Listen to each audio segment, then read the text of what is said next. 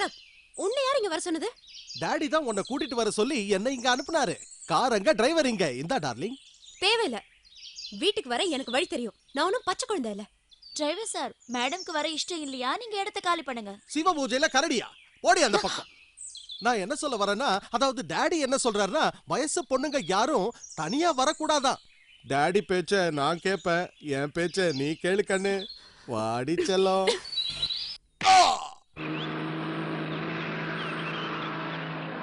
வண்டி வந்துருச்சு. சீக்கிரம் போ, சீக்கிரம் போ.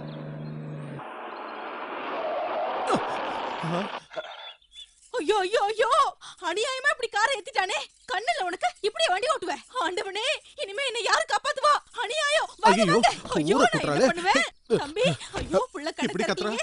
கத்தாதமா கத்தாத. உன்னை கையெடுத்து கும்பிடுறேன். ஜனங்க வந்தாங்கன்னா எனக்கு தர்மடி விடுறது நிச்சயம். போலீஸ் வந்தா நான் உள்ள போய் கம்பி என்ன வேண்டியதுதான். தயவு செஞ்சு என்ன மன்னிச்சிருமா. உன்ன மாதிரி தெனாவுட்டா வண்டி ஓட்டுறவங்களுக்கு கம்பி என்னதான் புத்தி வரும். உன்னை என்ன பண்றேன் பாரு. கார்ல என்ன கண்ணு தெரியாதா? கத்தாத. தெரியாம பண்ணிட்டேன், என்ன மன்னிச்சிடுமா. இங்க பாரு, உன் தம்பிய நான் கண்டிப்பா ஹாஸ்பிடலுக்கு கூட்டிட்டு போறேன். நீ வரி பண்ணிக்காத. உன் தம்பிக்கு ஒண்ணும் ஆகாது.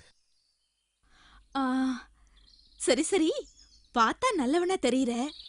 நீ எதுக்கு ஸ்டேஷனுக்கும் ஹாஸ்பிட்டலுக்கும் அலையணும்? ஏன் தம்பிய நான் ஹாஸ்பிட்டல்ல சேர்த்துக்கிறேன். ஆனா அதுக்கு கொஞ்சம் செலவாகும். செலவா?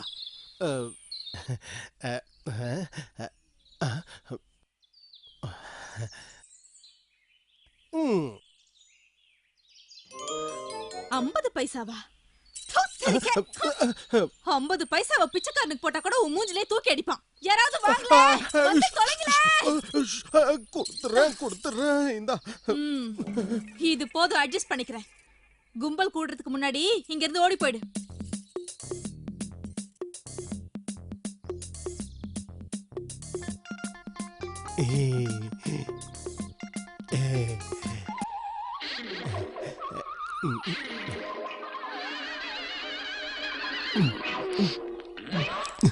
நீ இன்னும் போல? போற. உன் பேர் என்ன? மின்னலு. வாவ், பேருக்கு ஏத்த மாதிரி பளபளன்னு தான் இருக்க. டார்லிங், ஒரு தடவை என் கூட வந்தேன்னு வச்சுக்கோ, தேவதை மாதிரி இருக்கிற ஒன்ன பணத்தாலேயே குளிப்பாட்டுவேன். நிஜமா பணம் தருவியா? நிஜமா தருவேன். அப்புறம் ஏயா தள்ளி நிக்கிற? பக்கத்துல வாயே.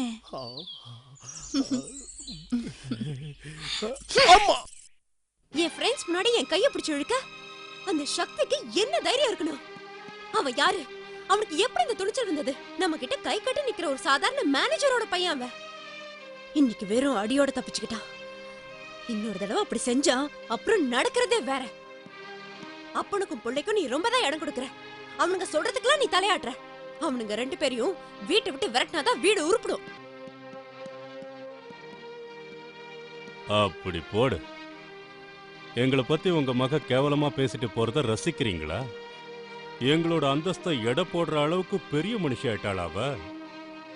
ஆணவம் பொம்பளைக்கு அழகு இல்லைன்னு சொல்லி வைங்க. என்னதான் இருந்தாலும் சக்தி 4 பேருக்கு முன்னால அப்படி செஞ்சிருக்க கூடாது. இப்ப என்ன நடந்துருச்சுன்னு இப்படி கோவப்படுறீங்க? ஏதோ வயசு கோளாறு, அவன் அப்படி இப்படி நடந்துகிட்டான். இத போய் பெருசு பண்றீங்களே. அவன் கட்டிக்க போற பொண்ணு தானே? கல்யாணமா? ஆமா, அனிதாவுக்கும் சக்திக்கும் தான். இந்த விஷயத்தை பத்தி அனிதா காலேஜ் முடிச்சதும் நானே உங்ககிட்ட பேசலாம்னு நினைச்சேன். ஆனா நல்ல விஷயத்த எதுக்காக தள்ளி போடணும்? அதுவும் இல்லாம அவ படிப்பை முடிச்சதுக்கு அப்புறம் வேலைக்கா போக போறா? நீங்க நினைக்கிறது நிச்சயம் நடக்காது. அனிதா படிச்சவ, புத்திசாலி, சுயசிந்தனை உள்ளவ. அவ முடிவுகளை தலையிட எனக்கு அதிகாரம் கிடையாது. இந்த மாதிரி பேசுவேன்னு எனக்கு தெரியும். எனக்கு எதுலயும் தோத்து பழக்கம் கிடையாது. நினைச்சதை முடிப்பேன். அதுக்காக நான் எதை வேணாலும் செய்வேன். அனிதா கிட்ட பேசி அவளை சம்மதிக்க வைக்க வேண்டியது உன் பொறுப்பு. ஆனா என்ன, ஏதாவது சதி பண்ணி என் திட்டத்தை கெடுக்க நினைச்ச உன் கதி என்ன ஆகும்னு நீயே பாரு. அவ காலடியில மயங்கி கிடக்கிற உங்க புருஷனை மீட்டு உங்ககிட்ட சேர்க்கறதுக்கு நான் என்ன பண்ணணும்னு சொல்லுங்க. எனக்கு என் புருஷன் வேணும். அதுக்காக அந்த கேடுகட்ட சதிகாரிய கொலை பண்ணாலும் கவலை இல்லை. இந்த விஷயத்துல மட்டும் நீங்க எனக்கு உதவி செஞ்சீங்கன்னா என் வாழ்நாள் முழுவதும் உங்களுக்கு நான் நன்றியோட இருப்பேன். கேட்டியா?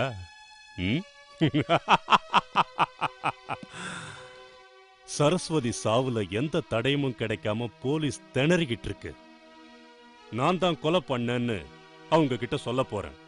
கொலை செய்ய தோணுனது நீதான்னு சொல்லுவேன். சரஸ்வதி கொலைக்கும் எனக்கும் எந்த சம்பந்தமும் இல்ல அப்படின்னு நீ வேணா வாதாடலாம். ஆனா என்கிட்ட சாட்சி இருக்கு. சட்டமும் நான் சொல்றதான் நம்பும். நான் மட்டுமா உள்ள போவேன், உன்னையும் சேர்த்து கூட்டிட்டு போவேன். சாட்சி கூண்டுல நீ ஏறினா உன் குடும்ப மானம் சந்தி சிரிக்கும். சரஸ்வதிய நீயும் உன் புருஷனும் திட்டம் போட்டு தீர்த்து கட்டினது வெட்ட வெளிச்சமாகும். உன்னோட நிலைமைய பார்த்து இந்த ஊரே கைகொட்டி சிரிக்கும். அழுகை நிறுத்த போறியா இல்லையா? அழுது என்னை ஏமாத்த முடியாது. ஒரு வாரத்துக்குள்ள இந்த கல்யாணம் நடந்தே ஆகணும். நடத்தி காட்டுறேன்.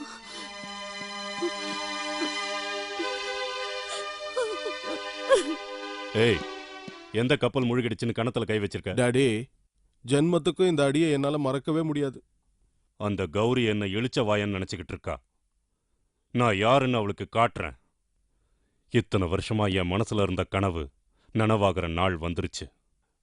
இந்த ஆபீஸ்ல நானும் லக்ஷ்மி நாராயணனும் கிளர்க்கா இருந்தோம். முதலாளி மகளை கல்யாணம் பண்ணிக்கிட்டு அவன் இந்த கம்பெனி முதலாளி ஆயிட்டான். ஆனா நான் மட்டும் அப்படியே தான் இருந்தேன். கணக்கு எழுதிய காலம் போயிடுச்சு. அதுக்கு இப்போ வருத்தப்பட்டு பிரயோஜனம் இல்லை. எல்லாத்துக்கும் நேரம் வரணும்ல. இப்போ நேரம் வந்திருக்கு. போய் கல்யாண ஏற்பாட கவனி. யாருக்கு கல்யாணம்? உங்க அப்பனுக்கு. ரெண்டாவதா? உனக்கும் அனிதாவுக்கும் தாண்டா மடையா. அனிதா என்னம்மா இதெல்லாம்? எனக்கு தெரியாம ஏன் அனுமதி இல்லாம அந்த சக்திக்கும் எனக்கும் எதுக்காக கல்யாண ஏற்பாடு செஞ்ச? இப்படி பேசாம இருந்தா என்ன அர்த்தம்? காரணம் என்னன்னு சொல்லுமா. அனிதா, நான் எது செஞ்சாலும் உன் நல்லதுக்கு தான் செய்வேன். குடும்ப கௌரவத்தை காப்பாத்த இதை தவிர வேற வழி தெரியல. என்னது? அயோக்கியத்தனத்துக்கு மொத்த உருவமா இருக்கிற அந்த மேனேஜரோட மகன் இந்த வீட்டுக்கு மாப்பிளைய வரதுனாலதான் இந்த வீட்டோட கௌரவம் உயருமா? உனக்கு என்னம்மா ஆச்சு? என் வாழ்க்கையை தேர்ந்தெடுக்கிற உரிமை எனக்கு இல்லையா? பதில் சொல்லுமா. என்ன எதுவும் கேட்காத. நீ எதுக்கும் பயப்படுற. அது என்னன்னு சொல்லு. எந்த பிரச்சனையா இருந்தாலும் சொல்லுமா. அத நான் தீர்த்து வைக்கிறேன். வேற யாருக்கு கழுத்து நீட்ட சொன்னாலும் நான் நீட்டுறேன். தெரிஞ்ச எதுக்குமா என்ன பாழுங்கடத்துல தலை பாக்குறேன்? இல்லம்மா, இந்த கல்யாணம் நின்னு போச்சுன்னா அப்புறம் உன் வாழ்க்கையே நாசமா போயிடும். அம்மா, உனக்கு என்ன பைத்தியமா? இந்த கல்யாணத்துக்கு அப்புறம் நான் சந்தோஷமா இருப்பேன்னு நீ நம்புறியா? இல்லம்மா, இல்ல. என் கழுத்துல ஏற போறது தாலி கயிறு இல்ல, என்ன சாகடிக்க போற தூக்க கயிறு. சக்தியை கல்யாணம் பண்ணிக்க சொல்லி யாரும் என்ன கட்டாயப்படுத்த முடியாது. சொன்னா கேளு. நீ இந்த கல்யாணத்துக்கு சம்மதிக்கலன்னா அப்புறம் பிரச்சனை ஆயிடும். அப்படி என்ன பிரச்சனை வந்துரும்? நீ மனசுல எதையோ வச்சுக்கிட்டு பேசுற. எதுவா இருந்தாலும் மறைக்காம சொல்லு. அனிதா, நான் உயிரோட இருக்கணும்னா நீ இந்த கல்யாணத்துக்கு சம்மதிக்கத்தான் வேணும். வாங்க சாமி, வாங்க. சாரி, தப்பா எடுத்துக்காதே. கொஞ்சம் லேட் ஆயிடுத்து. லேட் ஆனதுல பிரச்சனை இல்ல. ஆனா கல்யாணத்தை சீக்கிரம் முடிச்சு கொடுத்துருங்க. நீங்க என்ன சொல்ல வரீங்க? எனக்கு புரியலையே. இப்ப என்கிட்ட எதையும் கேட்காதீங்க. கல்யாணம் முடிஞ்சதுக்கு அப்புறமா பேசிக்கலாம். 15-20 நிமிஷத்துல கல்யாணத்தை முடிச்சிருங்க. புரியுதா? ஆகட்டும், முடிச்சிடுறேன். ஆமா. ஓம் பூஸ்வாஹா அக்னயே இதன் நமஹ. ஓம் புவஸ்வாஹா வாயுவே இதன் நமஹ. ஓம் சுபஸ்வாஹா சூர்யாய இதன் நமஹ. ஓம் பூர்வஸ்வாஹா அக்னயே பிரதாபதயே இதன் நமஹ. ஓம் அக்னயே ஸ்வாஹா அக்னயே இதன் நமஹ. ஓம் கிருஷ்ணவே ஸ்வாஹா கிருஷ்ணவே பரமாத்மனே இதன் நமஹ. ஓம் சூர்யாய ஸ்வாஹா சூர்யாய இதன் நமஹ. மாப்பிள்ளை நாடி ஆயிட்டே இருக்கு. மாங்கல்ய தாரணம் பண்ணுங்கோ. மாங்கல்யம் தந்து நானே நாம ஜீவன ஹேதுனா. ஏய், யாரா நீ? நான் யாருன்னு இன்னும் கொஞ்ச நேரத்துல தெரியும்.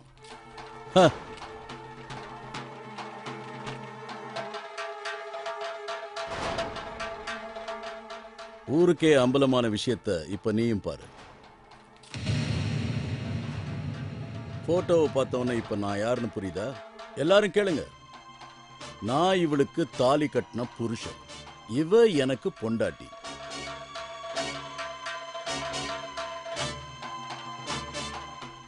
அனிதா, சாதாரணமா புருஷன் பொண்டாட்டிக்குள்ள சண்டை சச்சரவு வர்றது சகஜம்தான். அதுக்காக இன்னொருத்தனையா கல்யாணம் பண்ணிக்குவ? ஏய் டுபாகூர், என் கல்யாணத்துக்கு வந்துட்டு உன் கல்யாணத்தை பத்தி பேசிட்டு இருக்க? எங்கடா வரலையேன்னு பார்த்தேன். உன்னை யாரா கூப்பிட்டது? போடாடே.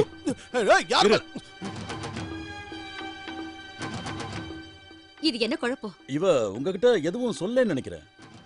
அம்மா கிட்ட போய் ஆசீர்வாதம் வாங்கலான்னு எவ்வளவோ கூப்பிட்டேன். ஆனா இவதான் வேண்டாம், நேரம் வரட்டும்னு தட்டி கழிச்சிட்டா. நாங்க 2 பேரும் லவ் பண்ணி கல்யாணம் பண்ணிக்கிட்டோமா. இவன் போய் சொல்றான். இல்ல, இவர் சொல்றது உண்மைதான். யாரை ஏமாத்துறீங்க? நீயும் உன் மகளும் என்ன முட்டாளாக்க பாக்குறீங்களா? அதான் நடக்காது. என்ன ஏமாத்த நினைச்சா என்ன நடக்கும் தெரியும்ல? உன் குடும்ப மானத்தை ரோட்டுக்கு இழுத்துருவேன். அவன் யாருங்கிற உண்மையை இப்போது என்கிட்ட சொல்லு. எதுக்காக இந்த நாடகம் போடுறீங்க? அனாவசியமா கத்தாத. அவன் யாருன்னு எனக்கு தெரியாது. அவன் பேர் என்ன, ஊர் என்ன, என் பொண்ணு அவனை எப்ப கல்யாணம் பண்ணிக்கிட்டான்னு எந்த விவரமும் தெரியாது. எதை கேட்கறதா இருந்தாலும் அனிதா கிட்ட கேட்டு தெரிஞ்சுக்க.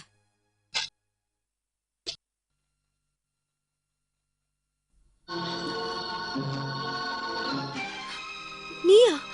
ஆமா, நானே தான். எப்படி என் டிராமா? உண்மையை பொய்யாக்குறதும் பொய்யை உண்மையாக்குறதும் எனக்கு கைவந்த கலை மேடம். அதான் என் ஸ்டைல். இப்போ இப்போ ஏன் ரூம்க்கு எதுக்கு வந்த? சொல்றேன், டயர்டா இருக்கு, தூங்க வந்தேன். என்னது? நீ ஏன் ரூம்ல தூங்க போறியா? கல்யாணத்துக்கு அப்புறம் புருஷன் பொண்டாட்டியோட தூங்காம வேற எங்க தூங்குவானா? இத பாரியா, இதெல்லாம் கொஞ்சம் கூட நல்லா இல்ல. நான் செய்யறது நல்லதா கெட்டதான்னு போக போக நீயே புரிஞ்சுக்குவ. நான் சொல்றபடி கேட்டா உனக்கும் நல்லது, எனக்கும் நல்லது.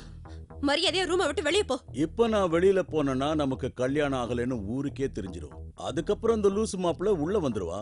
உன்னை கல்யாணம் பண்ணிக்கணும்னு அவன் காண்ற கனவும் நிச்சயம் பலிச்சிடும். எனக்கு என்ன, நான் உனக்கு கூப்பிடுறேன் மாப்பிள்ள. வேணாம், அவனை கூப்பிடாத. அப்படின்னா இனிமே நான் சொல்றத நீ கேட்கணும். வேண்டாம் வேண்டாம், கிட்ட வராத. இன்னைக்கு நமக்கு முதல் ராத்திரி. அரண்மனை மாதிரி அழகான வீடு, கோடிக்கணக்கான சொத்து. நான் இந்த வீட்டோட மாப்பிள்ளை. தேவதை மாதிரி இருக்கிற என் பொண்டாட்டியோட முதல் இரவு கொண்டாடலான்னு வந்த என்ன வெளியில போன்னு சொல்றீங்க.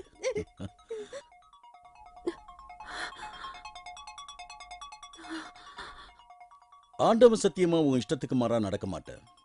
நீ என்ன நம்பலாம். சாதாரணமா கோதாவில இறங்க மாட்டேன். இறங்கிட்டா எதிர்த்து நிக்கிறவன் ஆண்டவனா இருந்தாலும் எடுத்த காரியத்தை முடிக்காம விட மாட்டேன்.